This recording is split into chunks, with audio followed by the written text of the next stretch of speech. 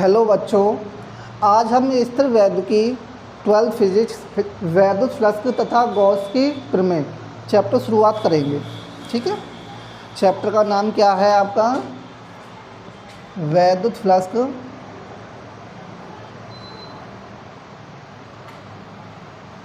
तथा गॉस की प्रमेय।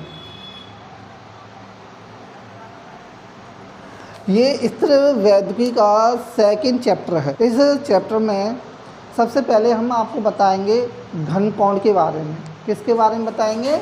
घन कोण के बारे में। घन कोण, देखिए, किसी गोलीय चालक के पृष्ठ क्षेत्रफल के द्वारा, किसी गोलीय चालक के पृष्ठ क्षेत्रफल के द्वारा उसके केंद्र पर जो कोण बनता है उस कोण को हम घन कोण कहते हैं। अगर कोई गोलीय पृष्ठ है, अगर गोलीय पृष्ठ है और उसका केंद्र मान लीजिए O है, इस पृष्ठ के क्षेत्रफल के कारण, ठीक है, कोई इतना भी हम क्षेत्रफल ले लें, मान लो हमने DA क्षेत्रफल ले लिया, तो इस क्षेत्रफल के द्वारा इसके केंद्र पर जो कोण बनेगा, इसके केंद्र पर जो कोण बनाएगा ये क्षेत्रफल, इस कोण को ही बोलते हैं हम घन कोण। ठीक है, इस कोण को क्या बोलते हैं हम? घन कोण। घन कोण को हम दिखाते हैं ओमेगा से प्रदर्शित करते हैं। किससे प्रदर्शित करते हैं? इसे ओमेगा से हम इसे प्रदर्शित करते हैं। ठीक है, देखिए, अगर हम घन कोण की परिभाषा यहाँ बोर्ड पर डिफाइन करें तो हम लिख सकते हैं किसी गोलीय पृष्ठ के क्षेत्रफल द्वारा उसके केंद्र पर बना कोण घन कोण कहलाता है। घन कोण कहलाता है। ठीक है, किसी गोलीय पृष्ठ के क्षेत्रफल द्वारा उसके केंद्र पर बना कोण घन कोण कहलाता है। ठीक है, जिसे ओमेगा से प्रदर्शित करते हैं, इसे ओमेगा से प्रदर्शित करते हैं। ठीक है, इसका जो मात्रक होता है, इसका मात्रक स्टेरेडियन होता है, स्टेरेडियन। ठीक, अगर इसका फॉर्मूला लिखें तो ये फॉर्मूला होता है डी ओमेगा बराबर DA अपॉन R स्क्वायर। ये इसका फॉर्मूला होता है, डी ओमेगा बराबर DA अपॉन R स्क्वायर। अगर हम किसी गोलीय पृष्ठ के संपूर्ण क्षेत्रफल के कारण घन कोण का मान देखें तो कितना आएगा?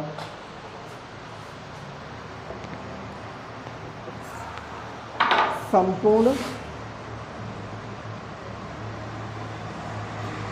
पृष्ठीय क्षेत्रफल द्वारा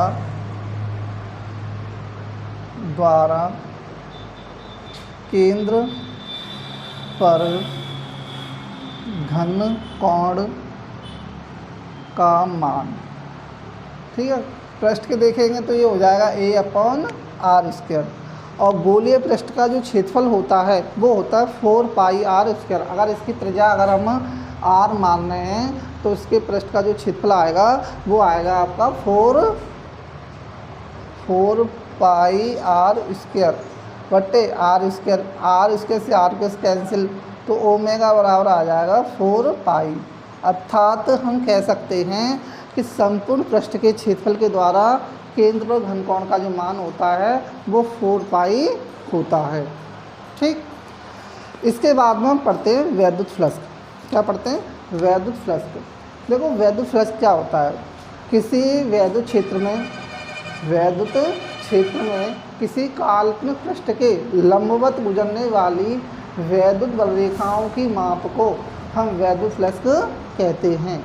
ठीक है, किसी वैद्युत क्षेत्र में स्थित किसी काल्पनिक पृष्ठ से गुजरने वाली वैद्युत बल रेखाओं की माप को वैद्युत फ्लक्स कहते हैं। अगर इसे बोर्ड पर देखें तो हम वैद्युत फ्लक्स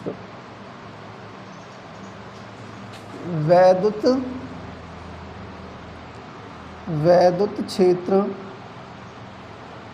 में स्थित किसी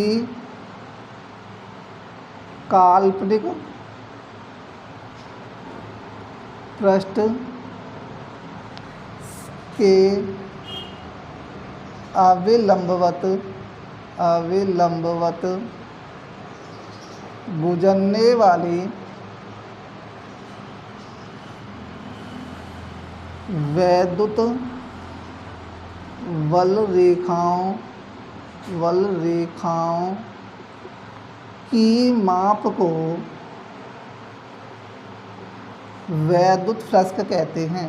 वैद्युत फ्लक्स कहते हैं। ठीक, किसी वैद्युत क्षेत्र में स्थित किसी काल्पनिक पृष्ठ से गुजरने वाली वैद्युत बल रेखाओं की माप को हम वैद्युत फ्लक्स कहते हैं। इसके एक और परिभाषा अगर लिखना चाहें या करके, दूसरी परिभाषा वैद्युत फ्लक्स,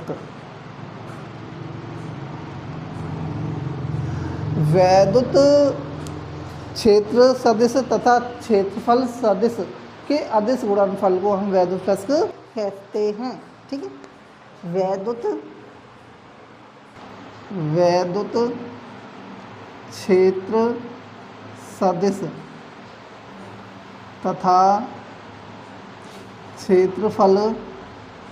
गुणनफल को वैद्युत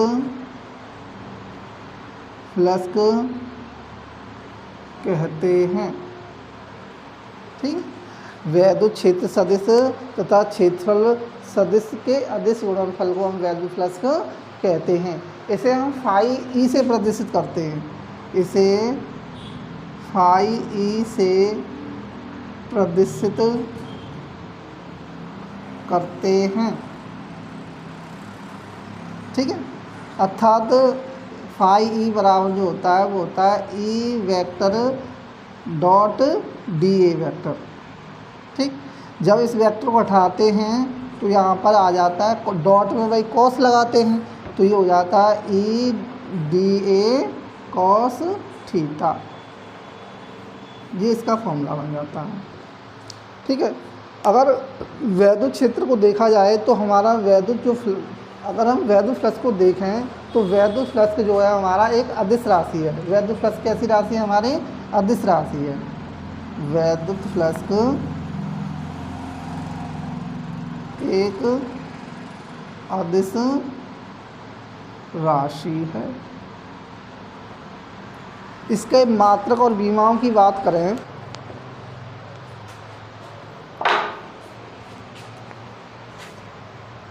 वैद्युत फ्लक्स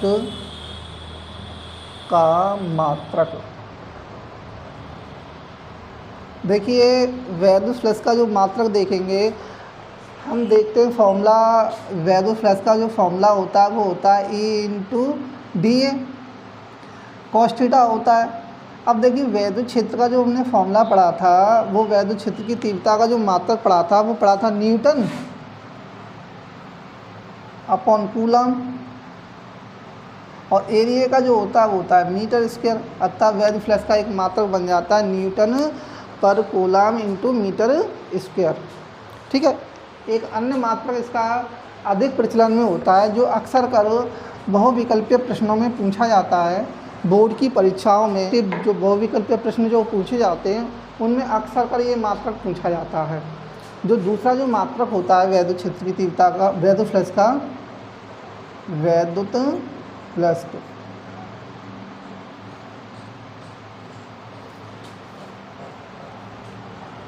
एरिया का जो मात्रक होता है, एक बताया था हमने वोल्ट पर मीटर बताया था। यहाँ से एरिया का मीटर स्क्वायर गुणा करेंगे तो 1 मीटर से मीटर कैंसिल हो जाएगा तो ये मात्रक अधिकतर पूछा जाता है वोल्ट इंटू मीटर, ठीक है।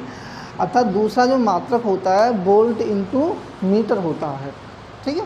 वैद्युत फ्लक्स का जो अक्सर जो पूछे जाने वाला जो मात्रक होता है वो होता है आपका वोल्ट इंटू मीटर। इस तरह से गुणन पूछा जाता है कि वोल्ट इंटू मीटर किसका मात्रक है, तो आपका जवाब होना चाहिए वैद्युत फ्लक्स का, ठीक। इसके बाद में इसका बीमीय सूत्र और निकाल लेते हैं।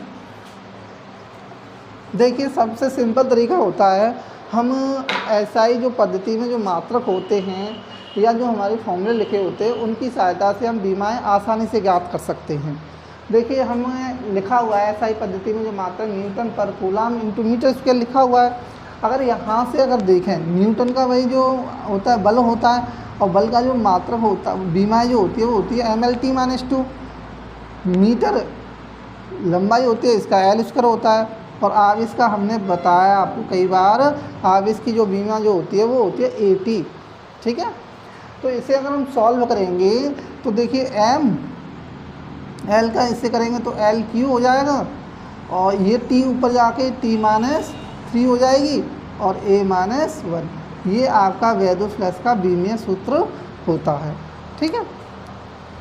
धन्यवाद।